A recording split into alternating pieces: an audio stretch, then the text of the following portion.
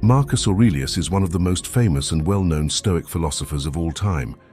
He was a Roman emperor from 161 to 180 after Christ, and he was the last ruler from a line later known as the Five Good Emperors.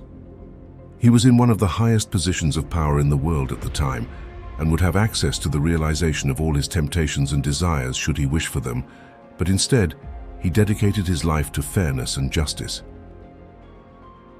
During his rule, Aurelius found the time to construct a series of autobiographical writings, now known as the Meditations, which has become one of the most important texts within Stoic philosophy. In the Meditations, Aurelius describes guides on how to improve oneself. These were mostly focused on taking a cosmic perspective and critically analyzing your judgment on yourself and others. As a leader of a powerful empire that experienced multiple wars during his rule, Aurelius used his own Stoic philosophy to let go of stress and worries, and to be the very best and reliable leader he could be. Stoicism is an ancient and incredibly famous philosophy that, aside from a theory, is also a truly inspiring way of thinking and living. The Stoics strongly believed that doing the right thing was the key to individual happiness, and that in order to do the right thing, sound judgment and clear rational thinking was necessary. So with that in mind, in this video, we will talk about how you can develop a rational mind through 5 important lessons that can help you think more clearly from the teachings of Marcus Aurelius. Before we continue, check your channel subscription. It is very important that you are subscribed. Click Be a Member to support us and encourage us to make more videos.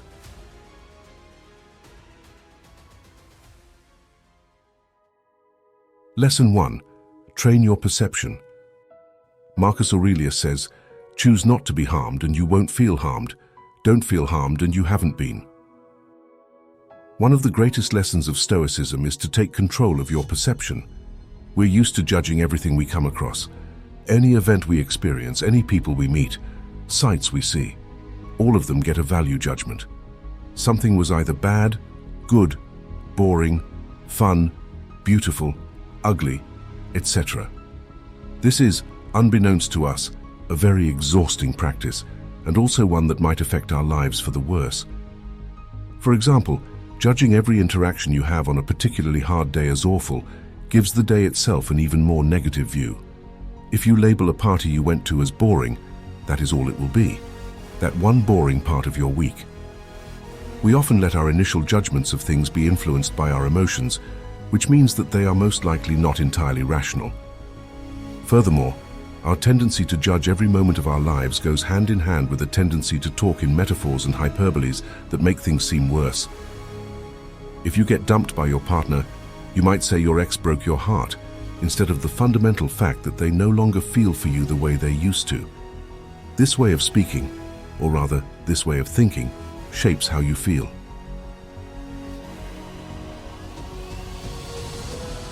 It is not the actual event that makes you feel bad, but rather the way you unconsciously choose to think about it.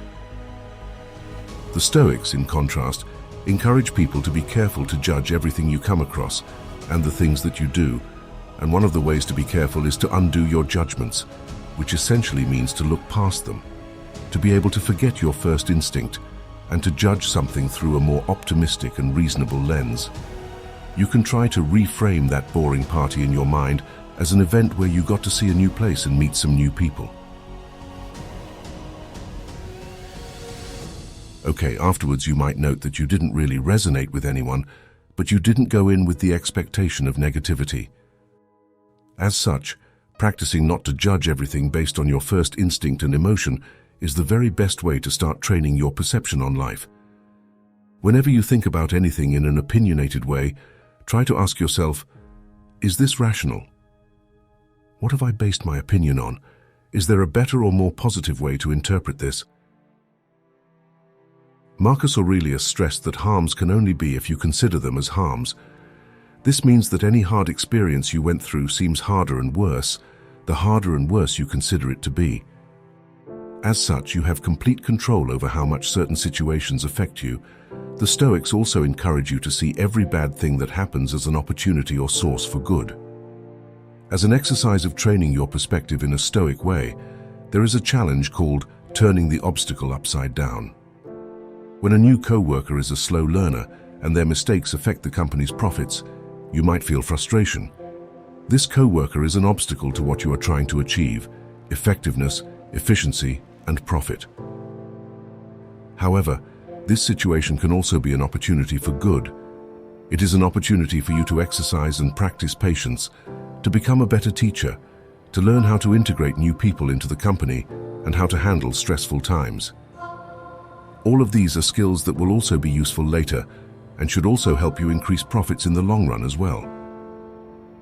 On this subject, Marcus Aurelius famously said, "The impediment to action advances action. What stands in the way becomes the way." So, all in all, instead of judging everything you come across in an exaggerated sense, take the time to look at things as they objectively are, and you might find that life is simpler and clearer than you thought. Every situation has a more positive interpretation and a more negative one. When you adjust your mindset accordingly, you will find that nothing bothers you as much as it used to, and you will get through life much more easily. 2. Learn to control your emotions. Marcus Aurelius advises us to stop letting your emotions override what your mind tells you. Stop being hypocritical, self-centered, irritable. Acting out of emotion is often depicted as a stark contrast to acting rationally, and this is not without reason. There is nothing that clouds our judgment more than our own emotions can. So if you want to think clearly at all times, one of the most important skills to master is the ability to control your emotions. According to Marcus Aurelius, the emotion of anger in particular does us more harm than good. Contrary to what many people seem to think or try, controlling your emotions does not mean suppressing them. When you feel intense anger as a result of a betrayal, you cannot control this anger by denying its existence to yourself or others, or by pretending you're fine. It will still be there, no matter how deep down you push it. Instead, controlling emotions such as anger is, according to the Stoics, done by redirecting emotions. So when you are next experiencing anger, ask yourself what you can do with that anger. Yelling at the one who hurt you might seem tempting, but will it help you lessen your hurt or better your situation? Will it help the one who betrayed you be better? In short, think about what you are tempted to do and then ask yourself if it is helpful. If not, find ways to express your emotions that are helpful. Maybe you can achieve better results by calmly talking with the one who hurt you, explaining your feelings, and trying to see their side.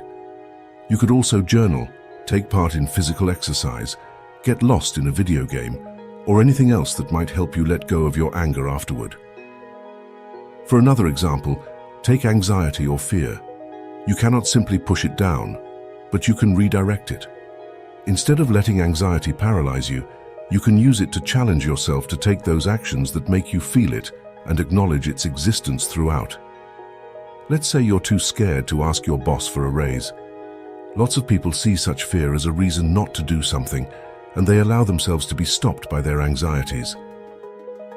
Others might be able to go through with it and regard their anxiety as something that is in the way and needs to be pushed down and ignored. But neither has to be the case. Instead, your fear is something that can be expressed healthily and maybe even end up being helpful. For example, this fear makes you think about everything that can go wrong, which can lead you to consider all the possible questions your boss might ask, all the counter-arguments you might get to hear. This way you can brace for them and form a plan for each possible scenario. But most importantly, the fear provides a positive motivation to go through with it, to challenge yourself and grow as a person, to prove to yourself that you can, to make the step not despite your fear, but partly because of it. And in that scenario, you can be aware of the anxiety throughout and think, how awesome that I'm trying this anyway. When you manage to redirect strong emotions with ease, you will be a calm person no matter what, and your emotions will never lessen your ability to think rationally and make smart decisions. Controlling your emotions is the key to a calmer mind. 3. Exercise the dichotomy of control. In the words of Marcus Aurelius, You have power over your mind, not outside events. Realize this, and you will find strength. The dichotomy of control is the distinction between what we can control and what we cannot. For example, the weather, traffic issues, or what people think about you are all outside of your control. But how you dress, at what time you leave, and the kind of people you surround yourself with, that you can control. So whenever you face a situation that makes you feel a certain way, ask yourself, what can I control? Whatever you can control is a reason to act. Whatever you cannot control, you should learn to accept and embrace without letting it affect you. Learning to distinguish these two things and act accordingly can clear your mind instantly. A very important part of the dichotomy of control is amor fati, or translated, love for fate. When you embrace life and all the circumstances it brings you, you will always love life. You cannot escape fate or decide circumstances that are out of your control, but you can choose to love your life no matter what. If you find that you are rejected for a job you have wanted for years, you might think there is no redemption in such a situation. You wanted the job, tried and failed. You couldn't possibly pretend to love fate in a circumstance like this. However, this is a misunderstanding. Instead of viewing the fact you didn't fulfill your ambition purely as a negative, investigate what led to the negative result and use it to make a positive move. Either the reason you didn't get the job was a failure on your part, in which case this is something you can control. You can work on those failings and try again when a similar opportunity appears in the future. Or the reason was an external factor, like nepotism or a personality clash with a member of the hiring staff. This was never in your control, meaning the opportunity never truly existed, and there's no point getting upset over something that has never existed. One part of accepting fate is distancing yourself from a fixed outcome and from external markers of success. If you want to be a writer, for example, and measure your success by the amount of sales your book makes, then you will let your success be controlled by the arbitrary book market of the time. But if you choose to measure your success by how satisfied you are with your finished product, or by the amount of work you put into it, then you are in control of your success. So by all means, make sure to do everything in power to try and achieve your goals, but never forget that you might not achieve them, and accept this possibility in advance. If we occupy ourselves only with what is in our control, and vow to accept everything that isn't the exact way it comes, then one will find themselves being calm, whatever happens. 4. Embrace the virtues. Quoting Marcus Aurelius, "Delve deep within yourself, for a wellspring of goodness is ready to gush forth if you persist in your quest." A virtue can be seen as an excellence of character, or more simply put, morally upright behavior. Such behavior not only benefits you and those around you, but also contributes to the greater good. Stoicism embraces the idea of an interconnected universe where everything and everyone share a link. Consequently, what serves the greater good eventually benefits you as well. Thus, the Stoics firmly believed that those most in harmony with reason were the ones who dedicated themselves to the broader welfare. In other words, they practiced virtues. Contrarily, the absence of virtuous conduct is attributed to ignorance, according to the Stoics. When life propels you into unforeseen circumstances, virtues can be your guiding stars, directing you on the right path and keeping you grounded. This is why individuals most enriched with virtues often emanate tranquility and composure. To embody virtuous qualities, one must internalize the 4 cardinal virtues of Stoicism: wisdom, justice, temperance, and courage. In the Stoic perspective, wisdom is the ability to distinguish between good, bad, neutral, and everything in between. It entails transcending the sway of emotions, allowing reason to govern what is morally just. Confronted with a dilemma, wisdom empowers you to analyze both options with a clear mind. Next comes justice. Wisdom is the foundation of justice, entailing a commitment to what is right and equitable for both oneself and others. The Stoics regarded it as a duty towards oneself, fellow humans, and society as a whole. Courage, the third virtue, enables action even in the face of personal fear. It propels you to act for the greater good or undertake tasks despite uncertainty about the outcome. Courage doesn't entail the eradication of fear, desire, or anxiety, but rather the conscious decision to proceed, surmounting emotional barriers. Lastly, temperance. Also known as moderation, temperance signifies maintaining a balanced path between extremes. It's about exercising self-control, restraint, and discipline. Marcus Aurelius highlighted the human trait of self-regulation, setting us apart from animals. Temperance prioritizes long-term well-being over fleeting gratification. Consider a mundane example, a bag of chips. Indulging in the entire bag might bring momentary pleasure, yet it jeopardizes health and even mood. Here, exercising temperance means pausing after a few bites. Wisdom is instrumental in gauging the right amount to consume before stopping. Stoicism categorizes things and actions into goods, evils, and indifference. Seeking the good, avoiding evil, and embracing indifference according to personal preference were guiding principles. Departing from these virtues equated to fostering evil, stealing, disrespecting, recklessness, or abstaining from good. Indifferent actions such as taking a leisurely stroll did neither. These principles offer more than just personal betterment. They foster a state of serene composure. Aligning your actions with these virtues ensures you always tread the path of righteousness, guided by reason, and thus cultivating a tranquil mind. 5. Embrace a broader perspective. In our concluding quote from Marcus Aurelius, he eloquently echoes Plato's wisdom. Whenever you want to talk about people, it's best to take a bird's-eye view and see everything all at once. Adopting a wide-angle view is a remarkably vital aspect of achieving mental clarity. In the hustle and bustle of life, we often find ourselves entrenched in the midst of every issue, each challenge feeling as if it carries the weight of the world. Imagine being part of a small crowd. It might appear as if the entire city is suffocating in congestion. Yet, shifting your vantage point just a few steps away can reveal an entirely different reality. In essence, when we detach and contemplate the grand tapestry of our world and existence, we realize how minute our personal experiences are and how infinitesimal we are in the vast scheme of things.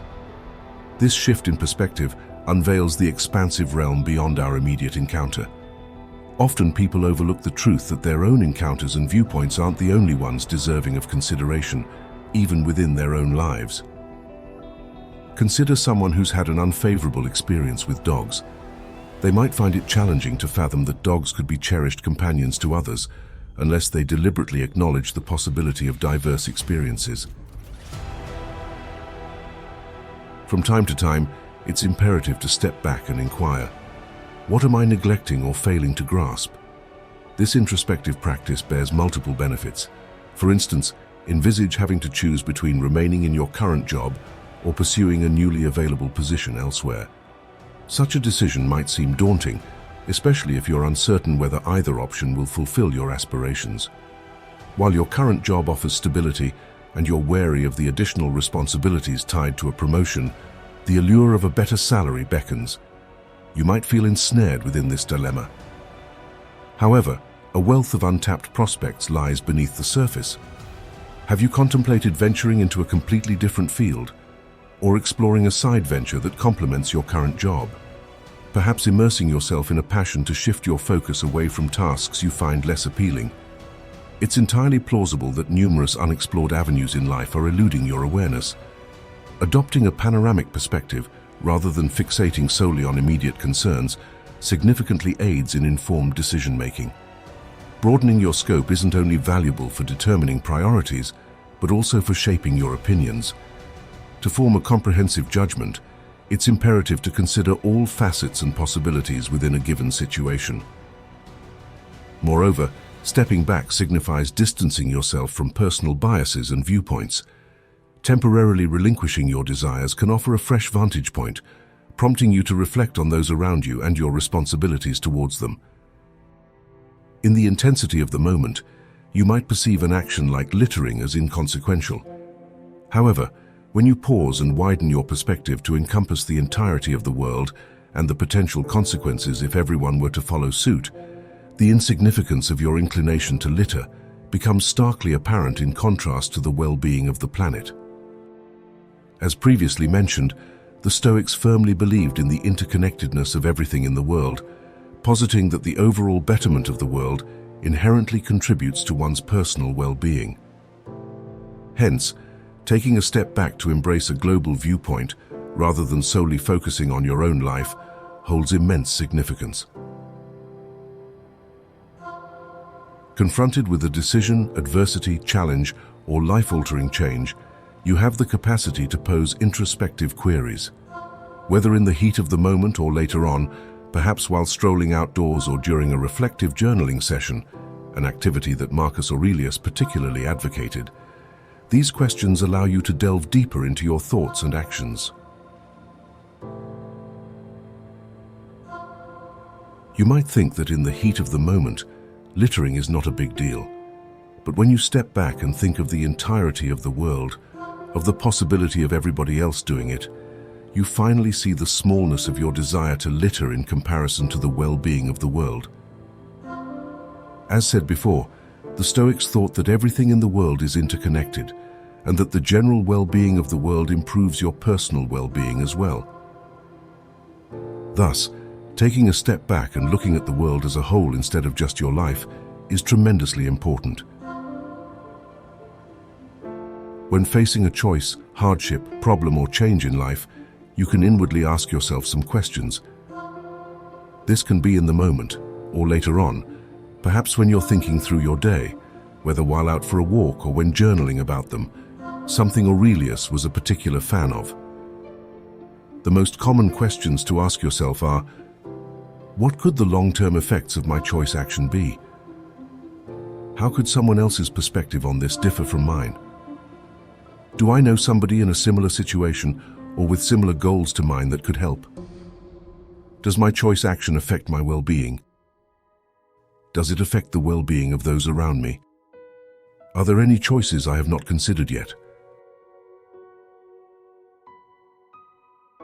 Taking the time to consider all aspects of the world helps yourself in the way that it helps you understand your actions, thoughts, life, and choices more clearly.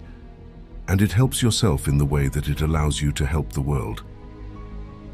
When you consider the whole picture, you will always have an overseeing view that leaves you free from unnecessary restraint, bias, or doubt. If you enjoyed this video, please make sure to check out our playlist, and for more videos to help you find success and happiness using ancient philosophical wisdom, don't forget to subscribe, and if you can, become a channel member. Thanks so much for watching.